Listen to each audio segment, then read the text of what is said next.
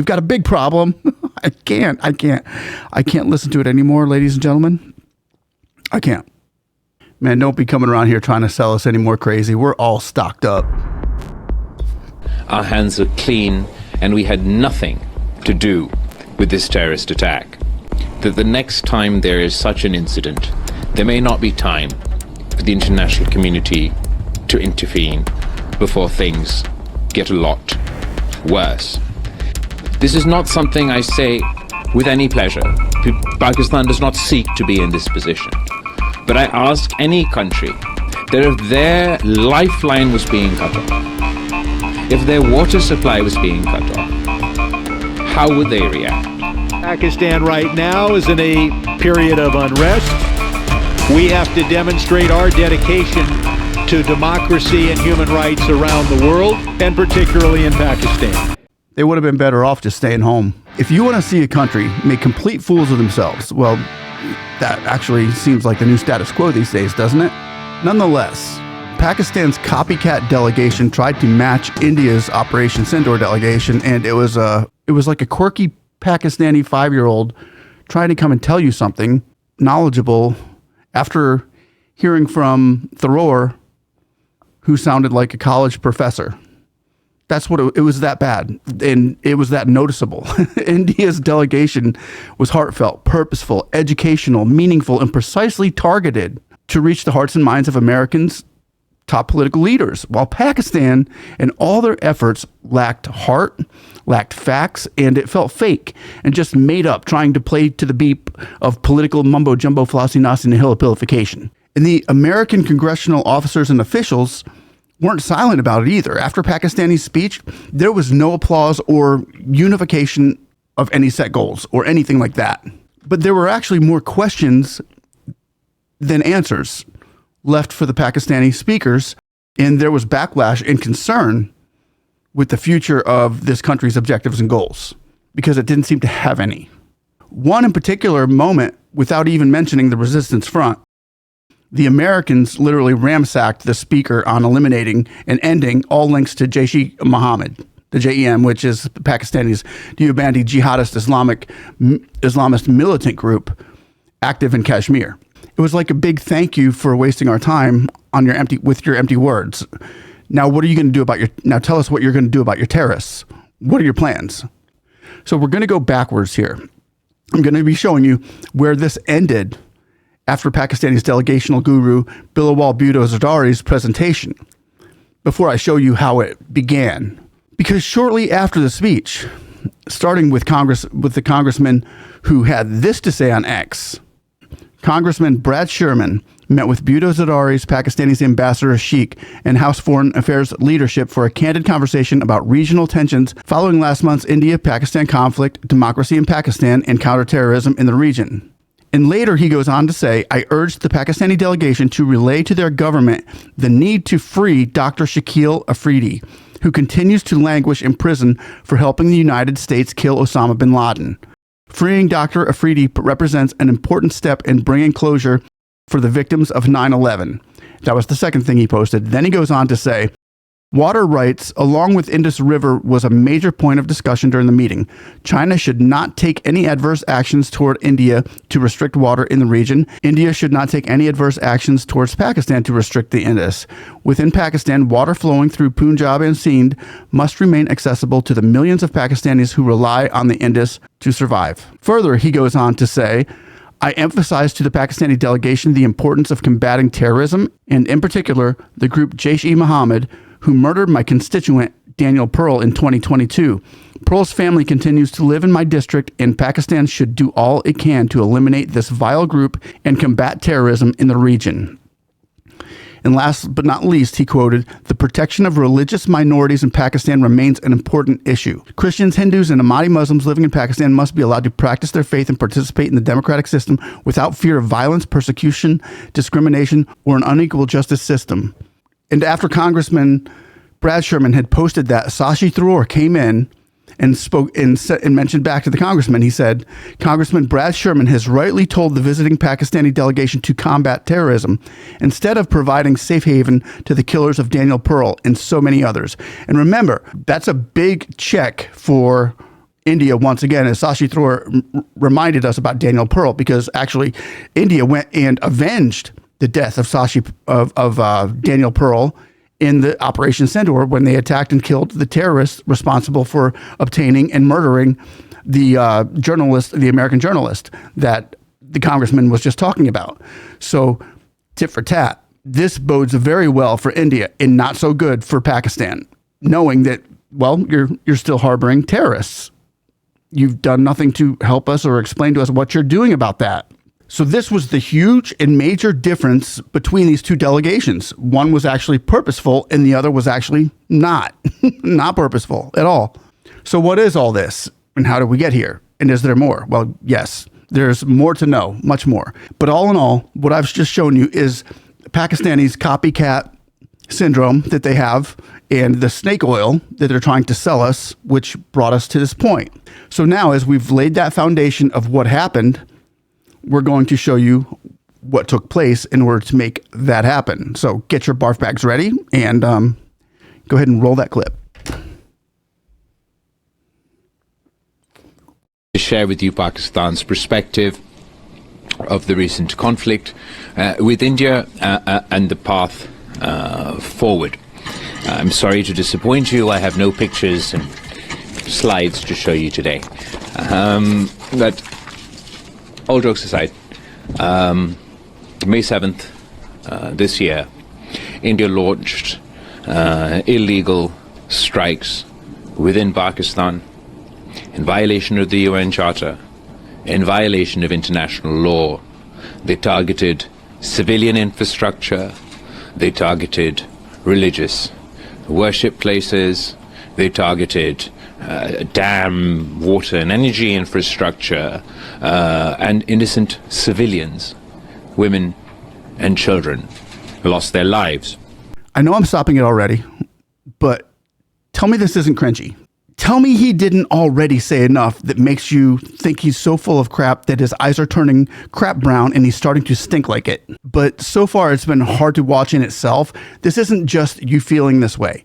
It's how everyone in the room watching via the World Web was feeling. Everybody in the room, and I know that there are many of you in the comment section saying right now, he's lying, these were terrorists, this guy doesn't know exactly what he's talking about. Exactly. But I have to keep going for the sake of truth and in-depth journalism, so please forgive me, world. Continue the clip.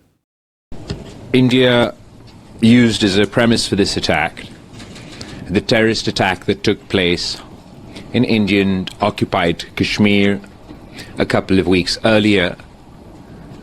We express our sympathy with the victims of terrorism, and Pakistan has consistently and unequivocally condemned terrorism in all its forms and manifestations. Immediately following this terrorist attack, the Prime Minister of Pakistan, Mr. Shehbaz Sharif, offered publicly to India and the international community that Pakistan was ready to be part of any impartial international investigation into this terrorist attack.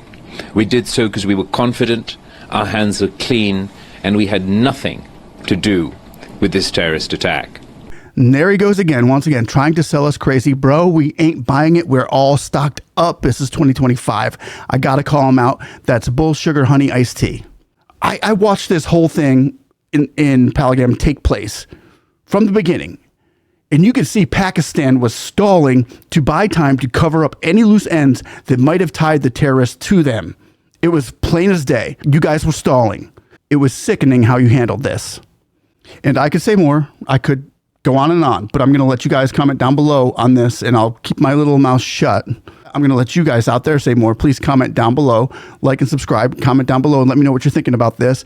And instead, what I'm going to do is I'm just going to sit here like a good boy and listen quietly. Or if I'm not quiet, I will mute my mic. The Indian government refused Pakistan's offer and chose instead to conduct their illegal strikes. Pakistan only ever acted in self-defense. We never initiated any violence against India. On the first night, when their planes attacked our country, Pakistan's military responded with precision. They only targeted and downed 6 planes because we believed those 6 planes were the ones who released their load on Pakistan. Following that, the Indian government, the next 2 days, launched missile strikes into Pakistani territory, and as a response to that, Pakistan responded in kind. Due to the intervention of the international community, and I'd like here particularly to mention the role of the US President Donald Trump and his team led by Secretary of State Rubio, we did manage to achieve a ceasefire between India and Pakistan. This is a welcome first step, but it is only a first step. I must emphasize that the global community today is less safe post this ceasefire, post this conflict in India, than we were before. And that's simply because the threshold for full-blown military conflict between 2 nuclear-armed states has come down, has not gone up. Trying to come back and combat Operation Sindoor delegation, this is a joke. This can't even compare to India's Operation Sindoor or their delegation. It can't. Tell me if I'm wrong, because like I said, I learn more from you all than you do me. But I think this is what you all out there were trying to tell us in America here, that Pakistan uses their weaponry as military blackmail, trying to say we've got nukes, we've got bombs, we're ready to fight right now if we don't get our way. I mean, this is what it sounds like to me. I mean, am I correct in my assumption? Is this what you all were warning us about in America? I mean, honestly, I really hope Trump and his team sees this. We've seen during the course of this conflict how quickly the escalation ladder between our two countries rose, and the concern is that the next time there is such an incident, there may not be time for the international community to intervene before things get a lot worse. That is why it is absolutely important for Pakistan, but for the international community by and large, to continue to pursue dialogue and diplomacy is the only viable path to peace.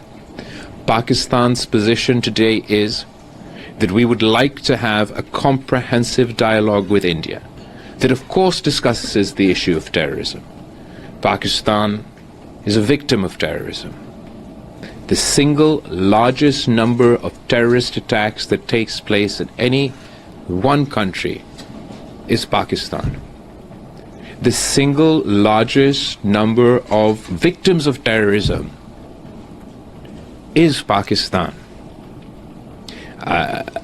I myself have suffered at the hands of terrorists. My mother, Shaheed Mohtarma Benazir Bhutto, who was assassinated by terrorists.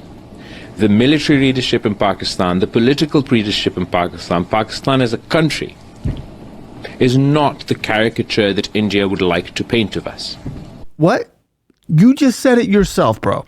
He said it himself. He just downplayed, he just disproved his whole point of being there.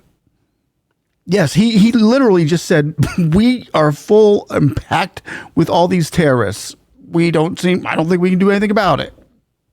I mean, what's he talking about here? And then he says India is trying to paint this caricature of us, of terrorism. Dude, you just said, did you just not say that? Yeah, that's us. We're number one. We've got them all. We've got a big problem. I can't listen to it anymore, ladies and gentlemen. I can't.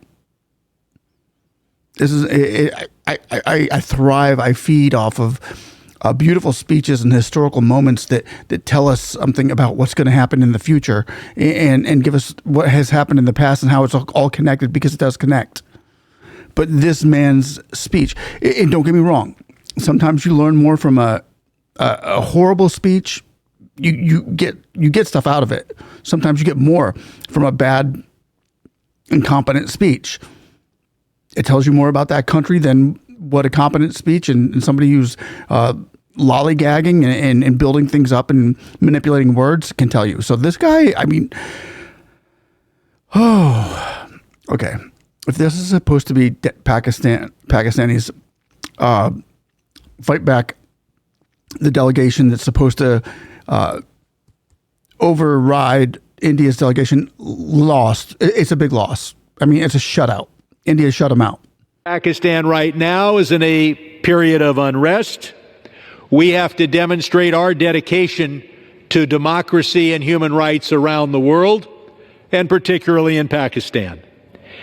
Yesterday, I got a commitment from the State Department official who deals with all of our policies in South Asia to consider directing Ambassador Bloom to go visit Imran Khan in jail. This man, former prime minister, more votes than anyone else in Pakistan, a demonstration by the United States that this statesman should not be killed in prison is very important. Pakistan is still in the same place as they were 3 years ago, and it doesn't look like they're moving forward. Ladies and gentlemen, I want to say thank you all so much for watching and teaching me and showing us Americans what is actually going on in India, as we're starting to go in depth with these things and get more and more information and research about the dealings that are going on around in that area with Pakistan and with India and with the United States, as we all try to make sense of this. Please, ladies and gentlemen, like, subscribe, continue to pray. God, peace in that region, bring peace and truth throughout that region. In Jesus' name I pray. Amen. And I want to thank you all so much for watching. Please like, subscribe, click that notification button, and we will see you on the next one. You all have a blessed rest of your day. Bye-bye.